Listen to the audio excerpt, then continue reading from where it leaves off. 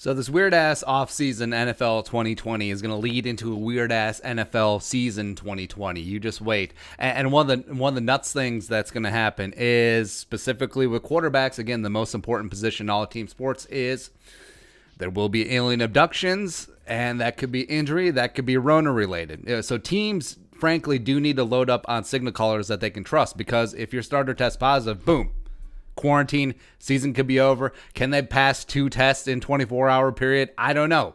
You don't know. They don't know. No one knows. So the best thing to do is be prepared, especially at the quarterback position. Like I said, honestly, teams should carry 4 quarterbacks on the active roster and then 2 on the expanded practice squad this season. They should. Minimum. And the reason that we bring this up is so we can talk about one of our favorite guys, Kyle, Jerome, Ezekiel, Balthazar, Sluter III Jr. That's right. The pride of Northern Colorado. Go Bears. The only Bears are actually good. He is the Tim Tebow of Vikings world. He will be legendary. Like, I will tell my great-great-grandchildren, because I fully intend on becoming a robot or a computer program, or have my consciousness put in a computer program. So I will type out in ones and zeros that, hey, we'll talk about Teddy Year 3. We'll talk about Kyle Sluter. We'll talk about all that stuff as well. So, you know the story. 26 years old, 6'5", 218, 2017 UDFA out of Northern Colorado by way of being a wide receiver at Southern Miss. He was teammates with Rashad Hill.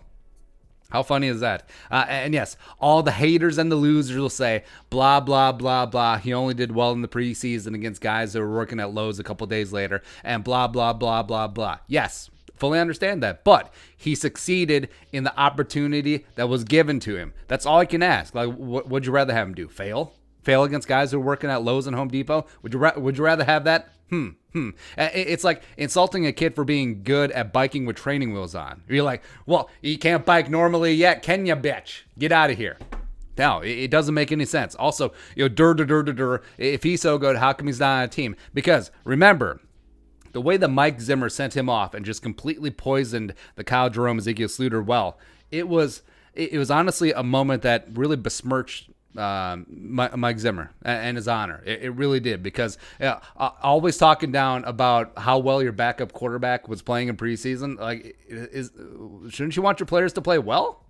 Right? But then throwing him under the bus, saying it was just preseason, saying that he doesn't practice well, saying, quote, he's got to get a lot better at other parts of being a quarterback, making the right checks, getting people in the right formation, making sure the motion is there, not missing the time clock when it's 8 yards in front of you. There's a lot of things that he has to get better at if he wants to be the backup quarterback, end quote. Oh, so all of that, when asked, hey, good old number one, he's doing well in preseason games and actual, simulated game action. He's actually pretty well. He's actually a good leader on the field. He's actually good making those throws. He's actually winning. But you're like, oh, no, play clock that's right in front of him. Yeah, okay. That's good coaching right there. So you would think that a coach would be happy about one of his understudy players playing well in the opportunities that you're giving him, and then maybe give him more opportunities to succeed. Or maybe all these things that you're complaining about, that you're bitching and moaning about, oh, he can't look at the play clock. Doesn't that come down to coaching?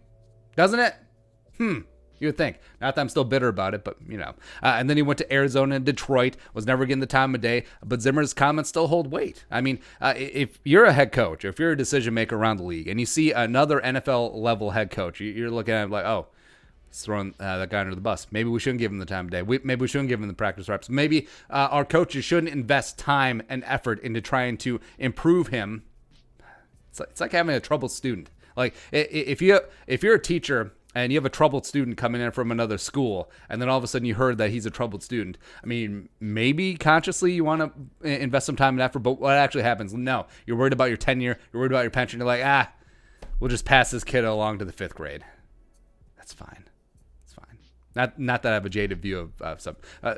So with teachers, there's really, really good teachers, and there's really, really bad teachers, and there's a big no man's land. Anyway, but yeah, with Kyle Sluter, what are we talking about here? Oh, Kyle Sluter. He's a guy who just balls out on game day. Maybe he doesn't practice well. Maybe he doesn't run his pinky along the seam of his trousers very well. And also, you were giving him like 2 or 3 reps per practice. So, how's he going to improve? Oh, he doesn't improve on all these other soft skills being a quarterback. Please.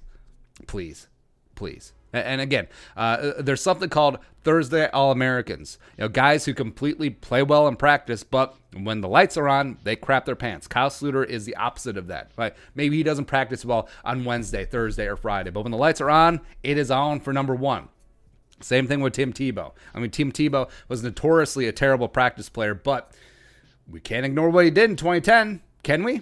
Can we? Like, I thought it was the games that actually matter. I did not know that you win a Super Bowl by practicing very well on Thursday. I was watching football completely wrong this entire time. I don't know. But we come back to practicality. So why the Vikings should bring Sluter back, despite much to the chagrin of Mike Zimmer. So Cousins, Mannion, and Browning were here last year, along with Kyle Sluter. Those were the four quarterbacks, right? And Kyle is the only other quarterback in the league. In fact, in the history of mankind, of the 15 billion people who have circled through this earth, Sluter is the only one who has been under the tutelage of Clint Kubiak as a quarterback coach in that capacity, right? Only 4 humans in history, Kyle Sluter is one of them. And he's also the only quarterback who's worked in the Kufanski offense besides those other 3 jabronis that we listed, right? So say the Vikings roster of Cousins, Mannion, Browning, put them on the 53. Sure, that's fine. Have Stanley on the practice squad. I think that's a good initial plan, but also they should consider adding Sluter to the practice squad as well. The practice squad has expanded from 10 to 12. I think it could potentially open up, just because of the weirdness of the Rona this year, to 16 or more, as well as with the new CBA. 2 slots are now have unlimited experience. Before, players, once they had 4 years accrued, they couldn't be put on the practice squad anymore. But Kyle Sluter slides right in there. Right. So grab him now before other teams start having quarterback injuries, alien abductions, positive Rona cases, etc. And also, it's important because, like we said, he does have experience in the system. He knows the verbiage. He knows this. He knows that. He knows the teammates. He knows the locker room. He knows everything. Just have that Alamo plan in place for a guy who's been here, done that, impressed. He's good friends with Chad Beebe, so everyone loves Chad Beebe too. That is all. That is my plea.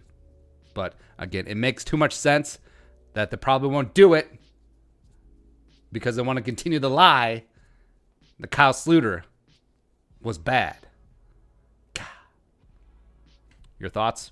Comment section. Subscribe. Daily Vikings Takes. Want to support the work, pull something to Venmo. But until next time, Skull, production value.